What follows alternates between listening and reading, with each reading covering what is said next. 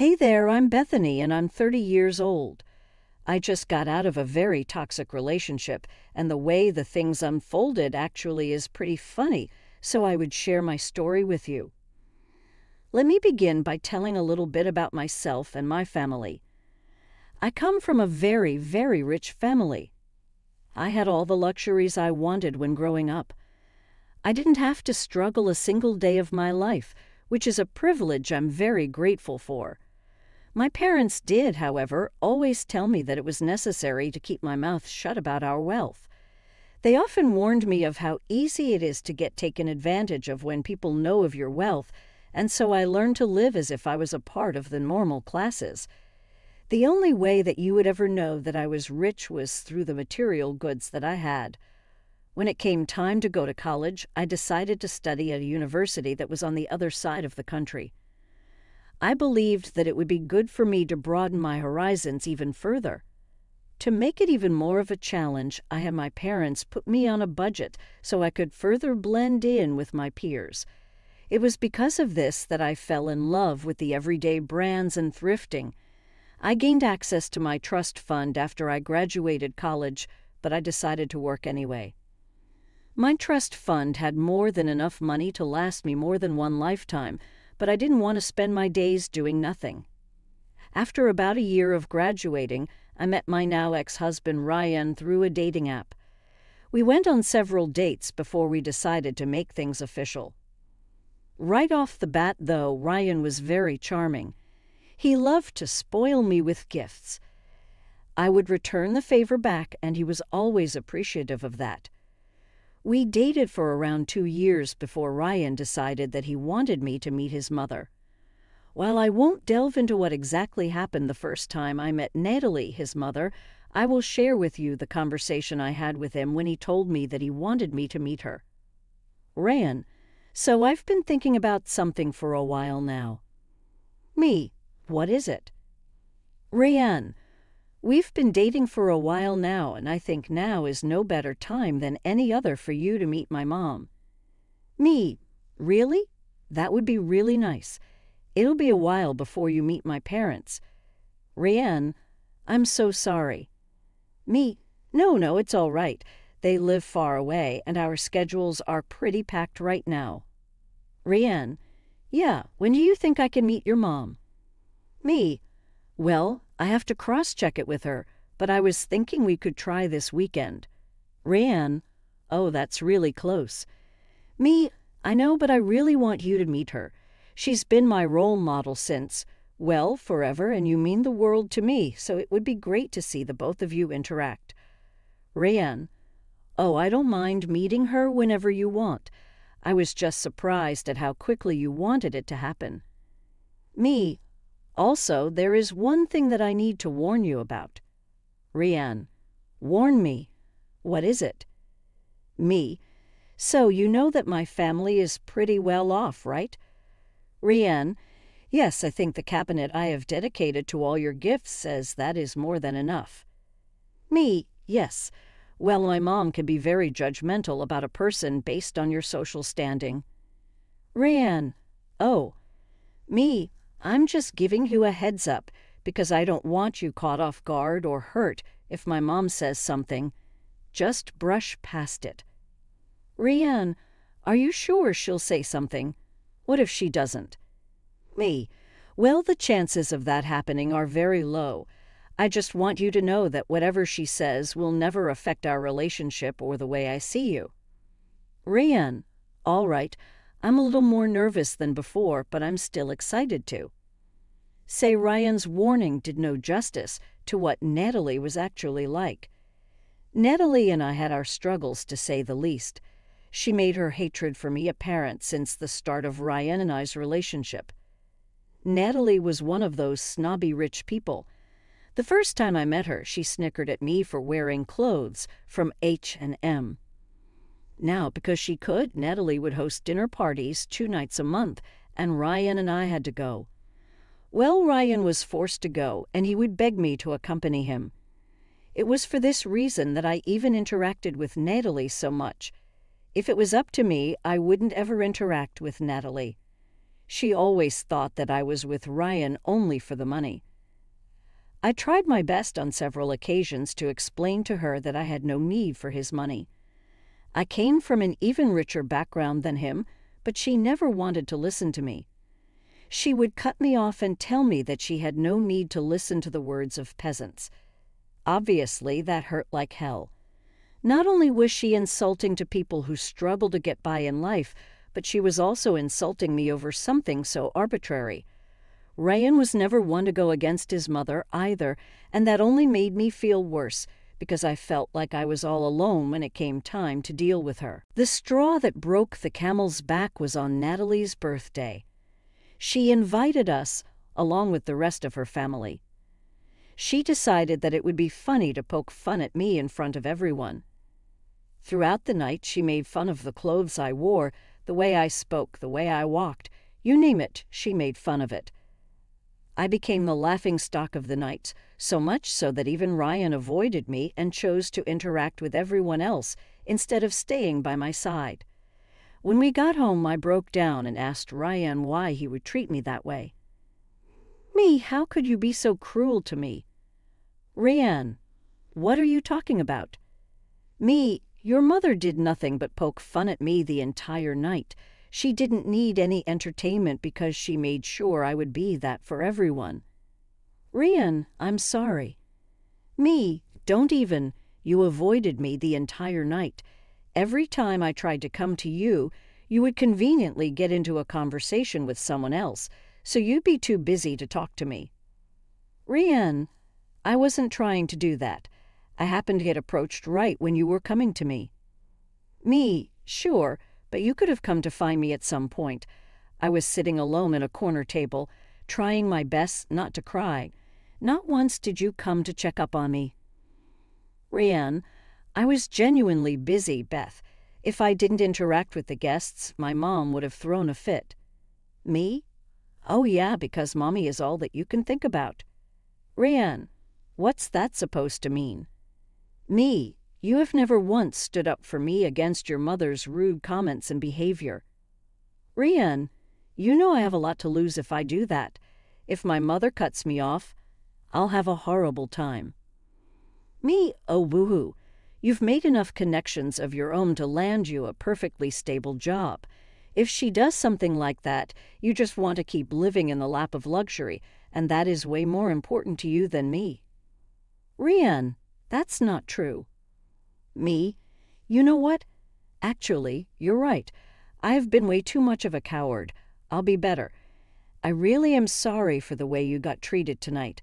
I'll make sure to call Mom and talk to her about it. And I'm sorry I was rude when talking to you.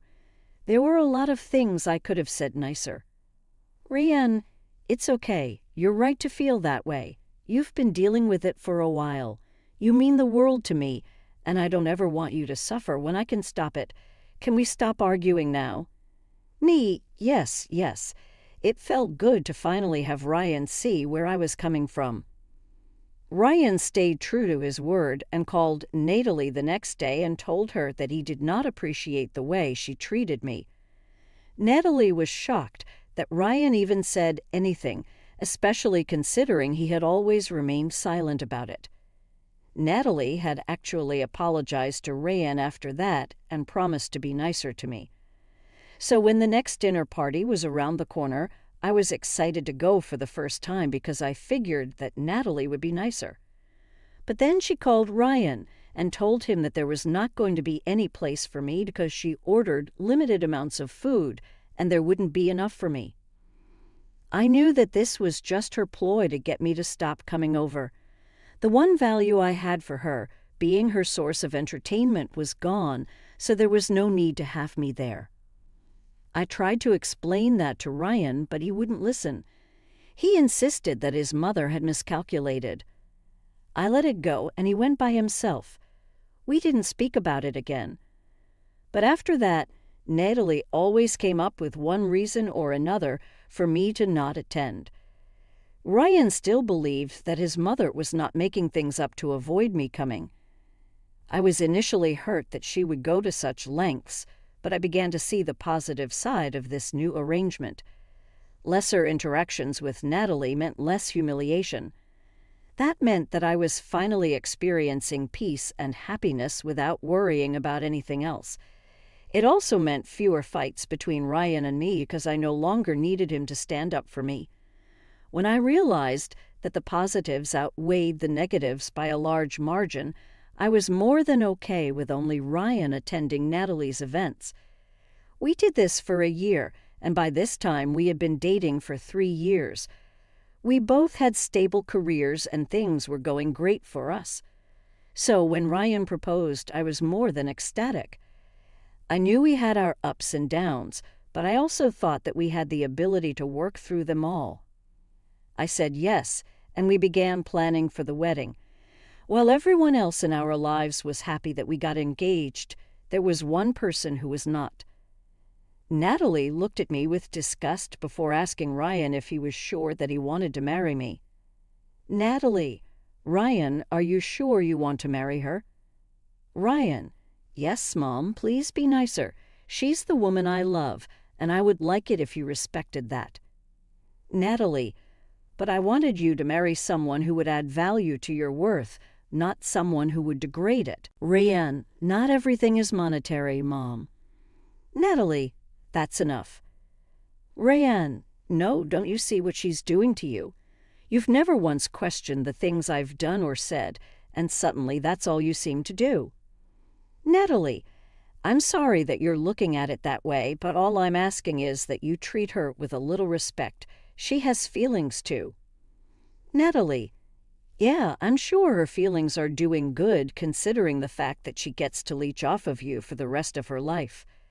Natalie, "Bethany said that she didn't care about the money, so she should be able to sign the prenup without any issue."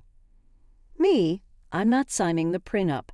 That's essentially saying that I don't trust Bethany or our relationship." Rhian, "Bethany said that she didn't care about the money, so she should be able to sign the prenup without any issue." I'm not signing the prenup. That's essentially saying that I don't trust Bethany or our relationship. Well, you either do it or I'm cutting you off. How could you do that? I'm giving you 3 days to make your decision. I'll have a lawyer write up the prenup and keep it ready for both of you. I couldn't believe what Natalie was making us do. While I would have said yes immediately, it still felt demoralizing for her to even suggest it. That request only further cemented how she thought of me as a gold digger. I knew that I never wanted to put Ryan through something that he was scared of, so I assured him over 1,000,000 times in those 3 days. I was completely fine with signing the prenup. When the day came for us to go over to Natalie's, Ryan had this look of guilt on his face the entire time. Natalie, on the other hand, looked smug. She thought she had won the minute I signed the prenup. I shrugged her off in an effort to show her just how much I didn't care about the monetary aspect of our relationship. After that, we started planning the wedding properly. We figured that if Natalie had more time, she would try to pull more tricks to delay the wedding. We managed to get everything arranged in the span of 3 months. Since Natalie would be there, I made it a point to remind Ryan to get security. I knew that there was no way that Natalie would not try to pull something to humiliate me. The day of our wedding was a huge success. It felt so surreal to walk down the aisle towards Ryan, who stood at the altar gaping at how I looked in my wedding gown. We said our vows, cried a bunch, before we were finally pronounced husband and wife. The reception and after-party were nothing short of a blast. I had an amazing time with all the people I love. And then, of course, Natalie could not bear to stand the fact that I had most of the attention. So, during her toast, she mocked me and all my efforts to plan the wedding. She laughed as she said that in a maximum of 2 years' time, she would have Ryan out of this relationship and into a relationship with someone who would increase his value. Obviously, a lot of the guests began murmuring amongst themselves. I didn't want Natalie causing much of a scene, so I discreetly asked Ryan if I could call security, and he told me I could. Natalie yelled and fretted about as security escorted her out of the venue. I would love to say that I forgot everything she did and moved on and had a good after, but what she said stuck with me the entire night and even for the rest of Ryan and my marriage. The day after the wedding, Ryan and I went over to Natalie's place. We wanted to talk to Natalie about her inappropriate behavior at our wedding. "What do you guys want, Mom?" "We just wanted to talk to you about yesterday. If you're here to apologize, you don't need to." "What? I understand why you had to sit and watch as I got thrown out of the wedding. This woman has you in her claws and she's controlling you." "Mom, that's enough. You were mean and disrespectful at our wedding. That's why you got escorted out." "Nonsense. I was only telling the truth. What have I ever done to you for you to treat me this way? I've been kind and loving to your son, and I've treated you with kindness when all you've done is belittle and insult me." "Oh, shut it.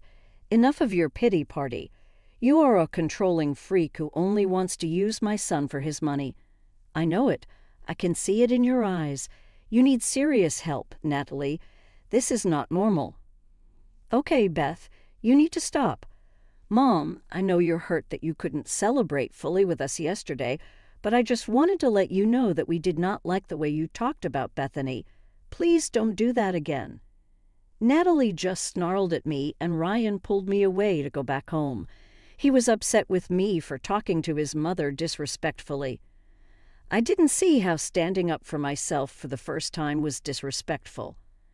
He had no problem with her disrespecting me for years, but the second I said something in my defense, it was a big deal. Even though I didn't feel like I did anything wrong, I apologized and Ryan let it go. But then that became a pattern that we always followed after. I stood up for myself the first time I realized just how liberating it was. I hadn't done it before out of fear of what Natalie would do or say. Since I was married, I thought that I had nothing to lose. My relationship was secure, and nothing could come between Ryan and me. So I began to stand up for myself whenever Natalie tried to insult me. This usually led to an awkward atmosphere among the guests, for which both Ryan and Natalie would berate me. I would tell Natalie that if she didn't want to be embarrassed, she should simply stop trying to embarrass me. Ryan didn't like that I was upsetting his mother at all, and tried to tell me many, many times to stop doing it. But I saw no reason to stop. The only way I was going to stop was when Natalie stopped herself. About 6 months into our marriage, I began to see a change in Ryan's behavior. He began to withdraw himself from me. He was no longer as affectionate as he used to be. It started out of the blue. I didn't think it was about me standing up because, in private, Ryan would understand I was right in doing what I did. And then I came home early from work one day to see Natalie's car parked in our driveway. I walked into the house prepared to have to deal with her tormenting me, but instead, I walked in on our conversation with Ryan. "Have you been thinking about what I've been telling you?" "Yes, Mom, I have." "So you see why I've been telling you it's time for you to leave her." "I know, but I don't know how to proceed from here. All I know is that she's been utterly disrespectful to me and you. I mean, just look at the way she's purposely put you in between me and her. I hate it so much. Let's be honest. If she wasn't your wife, you would have easily chosen me over her any day, right? Without a doubt, you can do so much better than this. You're going to go insane with her at this rate." "I agree. She really has the gall to act so entitled when she's only staying here for the money.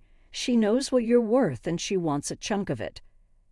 "Well, I will admit that I have been buying her a lot of things and she hasn't been getting me anything in return." "That's how it all starts. I'm telling you, you need to get out before it gets worse. Get me the lawyer you were talking about." I was in shock at what I heard. Was Ryan really that naive that he'd get so easily convinced by his mother's illogical arguments?